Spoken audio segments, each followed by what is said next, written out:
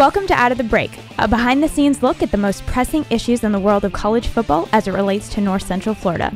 Out of the Break is brought to you by Chris Doering Mortgage. Now here's the host of the Sports Fix, Adam Reardon and Chris Doering.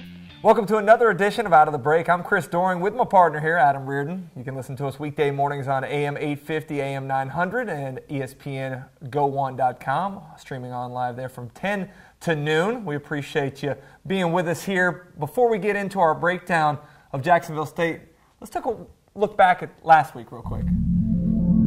So I guess the important question is, Florida's going to win. How many points offensively can Florida score? You'd love to say Florida's going to score 50 points in a football game. I just don't see it. This year, I haven't seen it yet. Yeah, I know. I don't even see it this week. I think somewhere in the 40s. I think 43 points is. That's where Florida's offense is probably going to top out. I think 45. I think 45 is a good number. Okay, so we were wrong. All right, we overestimated what Florida's offense could do.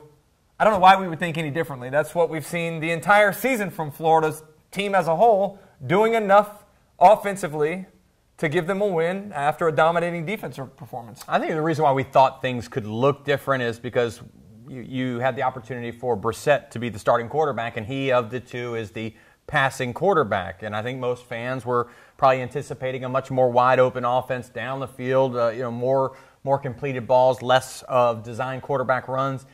In the end, we didn't see it because here, I don't know if I'm stating the obvious here, but the bottom line is whether it's Brissett or Driscoll in there, they're still throwing to the same wide receivers. And unfortunately, I think that in the end, if you take a step back and look at Florida's offense, the real issue for this football team is a lack of playmakers outside for this offense, and it doesn't matter what quarterback's trying to get them the ball. I think a lot of people have been critical about the conservative nature of Will Muschamp and this entire team this season, but I want to look at it from an alternative perspective.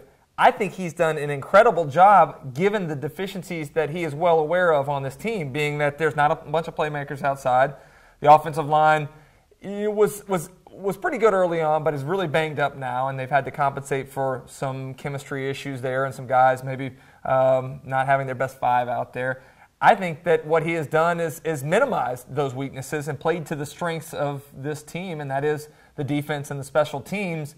So I think that's ultimately what coaching is all about. Coaching is about giving yourself the best opportunity to win and putting your players in the best position to be successful. This is not a team that you can drop back and throw the ball 50 times a game and think that you're going to move the ball up and down the field like we used to do in the mid-90s. No, I agree that he's done a good job of managing this football team all season long because you can't put yourself in a position where you're going to be down 2 or 3 scores because this offense just can't do it. He's done a good job of managing the offense, being very conservative. To call him conservative on offense or conservative, the game plans. It's like Rush Limbaugh. It's insult to Rush Limbaugh. I was going to say, it seems like Brent Stole Pease your line. he's not even the offense coordinator. It might be Ann Coulter is maybe the offensive coordinator at this point at Florida. But they're doing what they need to do to win. And in the end, you hear this argument all the time about, isn't that what it's all about? And at the end of the day, the most important thing is to win football games, look good second. And if that's the case, which it is, then Florida's doing what they need to do, and what they've been doing all year long has seemed to work for them with the exception of just one game. And what they've needed to do is line up and beat the team across the field from them, something they've done, 10 out of the 11 times they've lined up on Saturdays this season.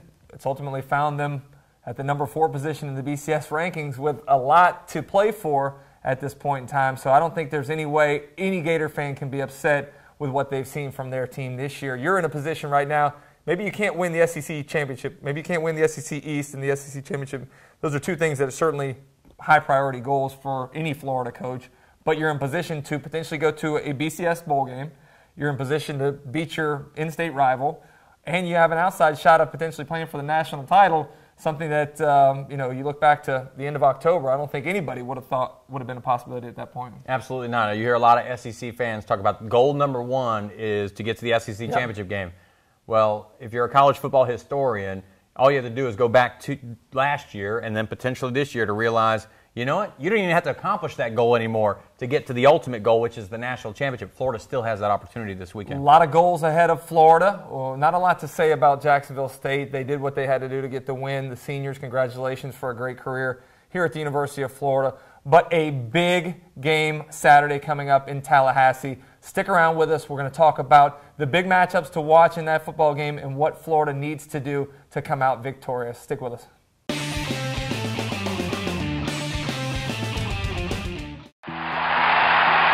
It was here in this end zone where I caught my SEC record-breaking touchdown. But all of those touchdowns would not have been possible if it weren't for great teammates working together for one goal. The same is true when it comes to purchasing a home. At Chris Doering Mortgage, our experienced and knowledgeable team can handle all types of loans. And like football, timing is everything. With rates at historic lows and prices from a decade ago, now is the time to buy. Call us today to put my all-star team to work for you. Chris Doering Mortgage, a name you know, a name you can trust. Welcome back to Out of the Break. Chris Doering with Adam Reardon. Time to take a look forward at this week's matchup against Florida State. It's kind of nice to see this Florida State game mean something on the national level. It's always going to mean something to the fans in the state here. But back to my days as a child and then into my playing days in the 90s, that was the center of the college universe, whether it was Miami and Florida State and Florida. Unfortunately, no Miami and Florida. But it's nice to see this game being back on a big scale here nationally. I know growing up, I used to always tell people, look, the road to a college football national championship runs through the state of Florida. And whether it was the rivalry between Miami and Florida State or Florida State and Florida, and then in particular in some years in between when Florida would play against Miami, those games always meant something nationally. Over the last couple of years, not so much. This weekend, it absolutely does. We touched on it in the previous segment about the opportunity for Florida to still be in the national championship hunt should they win this game and some other chips fall for them in the way that they need to. And look, Florida's not, this wouldn't be the first time things sort of fall into place for Florida to have them find themselves in a national championship picture. And credit to Florida, in most of the cases that's happened, they've taken full advantage. This year, just maybe another opportunity for them. You never know what's going to happen in college football in the month of November, as I talk about all the time. Pressure, burst pipes there with some of these undefeated teams and the visibility that they gain. We saw two go down last week because of some of that hype that was surrounding them.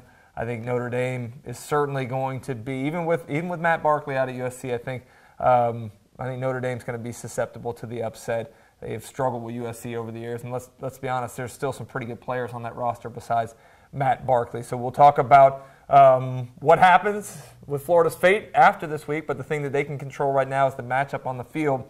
And let's start offensively. It's not often that you hear this from any football coaches or football broadcasters, but I think Florida has to have success throwing the football to set up the run rather than vice versa where you set up the pass with the run. I think Florida's got to throw the football. Obviously, a lot of it depends on Jeff Driscoll. And when I say throw the football, maybe not throwing the football downfield, but one of the great equalizers in college football over the last decade has been the spread offense. And I'm not a big fan of the spread offense, but I think the principles of the spread offense allow you to compensate for some deficiencies that you have. I think offensive line-wise, Florida's still beat up against a very good Florida State front. So what you do is you get the ball out quickly, whether it's a bubble screen, whether it's a tunnel screen to the outside receiver, whether it's the quick game, get the ball out of your hands and allow people to make some plays in open space. And I think one of those guys that need to find is Amarius Hines. No, I think that you mentioned the quick passing game. If you're Florida, you know how susceptible you've been to sacks, especially with Jeff Driscoll at the quarterback spot. He holds the ball a little too long. 5-step, 7-step draw. I would almost do as you're suggesting, bubble screens, things of that nature, to maybe even get him into a rhythm, to sort of force Florida State to try to do something else defensively early in the season. as well. Remember some of those games where they were hitting the quick passes, Texas A&M, early on, Kentucky, they hit the quick passes, which gave Driscoll in the offense, I think, a little bit of continuity and some confidence. Well, I think against Texas A&M, they had like 7 sacks against Florida. So if that's going to be the case against Florida State, I think that of every game that Florida's played this year, offense versus defense, the one game where they've really, that they really lost on offense was the Georgia game with the turnovers and whatnot. This is as good or maybe even a better defense than even Georgia has. Now, Georgia has some individual players, I think, that are better than the individual players of Florida State. Unit-wise, Florida State, number one in scoring defense, number one in total defense? I think something like that. The statistics are pretty impressive. I just think that this is a game that Florida cannot afford a subpar day on offense. As a matter of fact, they can't even expect an average day on offense. They need to go above and beyond what they've done this year. And frankly, I just don't know if they can do it. Let's not say subpar day. I think just not turning the football over is important. I mean, you have got to at least put together some first downs, flip the field position, not allow Florida State to have a short field situation. Because I don't buy into the fact that, E.J. Manuel's this great quarterback. I think, he's done better in his progression as the Florida State quarterback. But I'm not buying that he's, an elite college football quarterback. I think You need to go ahead and play field position, much like Florida has this year. You got to play great defense, which Florida is most capable of. But I think the thing that, to me, is the most important thing is Jeff Driscoll playing a lot of snaps in this game. And the reason that Florida went with Jeff Driscoll early in the season was because of his mobility, the ability to have some quarterback runs. I think, obviously, we know how good he is in the zone read scheme. So I think that's you get him back. It's not a high ankle sprain. It's a more normal ankle sprain that you feel like he should be able to play on pretty successfully. But I think it's his mobility, both in extending plays and throwing the football outside the pocket and the called quarterback runs, that can really take some of the pressure off this Florida offense. It'll have to be. Bottom line is it'll have to be, because Florida, we know what Florida's going to bring on defense. They're going to bring a great defense. Their special teams is going to be amongst the best that we've seen in college football. Everything has to do, to me, with Florida's offense. They have to score on offense. Bottom line, 7 points on offense isn't going to get it done against Florida State. It may have gotten it done last week against Jacksonville State. It's not going to get it done against Florida State in that manner. So I Florida's offense has to step up. I just don't know that they can. All right, well, with that being said, time to take a look at what we think our scores are going to be in this football game. It doesn't sound to me like you see a Florida upset. I guess you can call it upset. FSU a 6-point favorite at this point in time. Well, and FSU plays extremely well at home. Compared to what they do on the road, I like Florida State at home, 24-13 over Florida, who struggled. Actually, their offense has gotten worse as the season has gone along, and playing against as good a defense as Florida State has. I'll be surprised to see Florida bust out on offense against that defense. I have a feeling, man. I have a feeling that the conservative nature of that offense from last week had to do with maybe not wanting to show too much to Florida State. I think there's going to be some wrinkles. We haven't seen a lot of creativity from this offense in quite a few weeks. I think we go back to seeing maybe a little bit more creativity from Brent Pease. Obviously, you're going to have to run the football successfully, because that's what Florida does. Gillislee has a chance to go over 1,000 yards for the first time, I think, a Florida back has since early 2000s.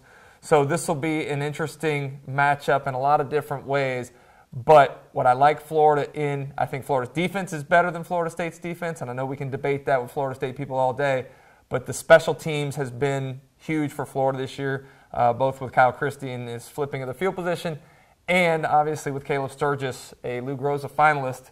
I'm going for an Alabama-LSU score from last year. I'm going Florida 9, FSU 6. If Florida's to win that game, that sounds about right. Might be the way it happens. Check back with us next week as we wrap up the regular season. Take a look back at Florida State and maybe where Florida is headed in the postseason. For now, we'll leave you with this Sweat Life Fitness Minute. Thanks.